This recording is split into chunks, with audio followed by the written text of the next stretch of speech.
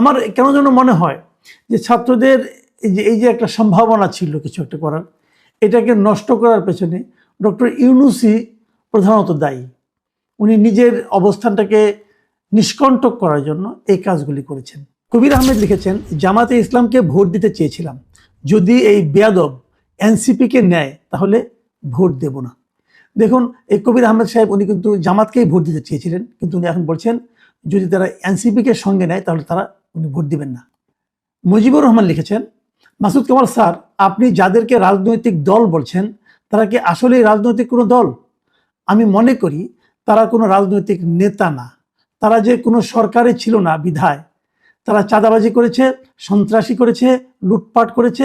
এখন তারা রাজনৈতিক দল করে নিজেকে রাজনৈতিক হিসাবে পরিচয় তুলে ধরতে চাচ্ছেন এবং বড় দলের সাথে মিশতে চাচ্ছে।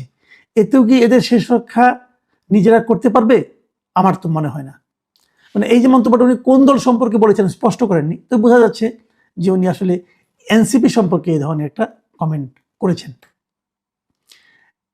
এই কমেন্টে লিখেছেন আব্দুল হামিদ।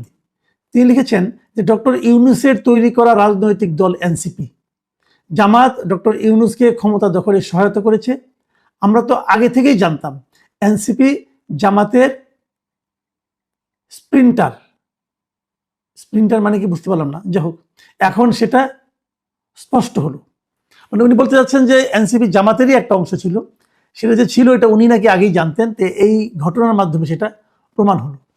ভাই, এটার সঙ্গে আমি একদমই দ্বিমত তা না, কারণ আমরা নিজেরাও কিন্তু বহুবার বলার চেষ্টা করেছি যে জামাতের মানে এ টিম বি টিম আমরা এগুলো বলতাম, যে এই এবি পার্টি বলি অথবা এনসিপি বলি, এগুলিকে এ টিম বি টিমই আমরা কিন্তু বলেছি, বিভিন্ন সময় শুনেছি এগুলো।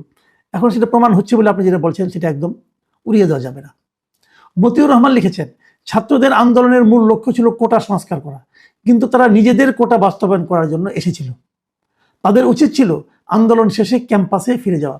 দেখেন, এই যে কথাটা বলেছেন উনি, এটা কিন্তু খুবই একটা গুরুত্বপূর্ণ কথা। ডক্টর ইউনূসকেও দেখেছি বলার জন্য বলেছেন উনি যে এরাই নাকি তার প্রাথমিক নিয়োগকর্তা, এবং নিয়োগকর্তাদের মাঝখান থেকে 3 জনকে নিয়ে উনি আবার উপদেষ্টাও বানিয়েছেন, বিভিন্ন দেশে নিয়ে গেছেন, এদেরকে নিয়ে এগুলো করেছেন উনি।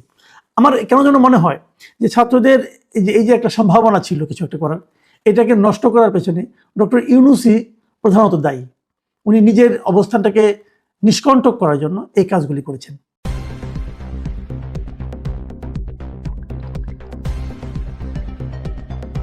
News Vision, Digital Multimedia.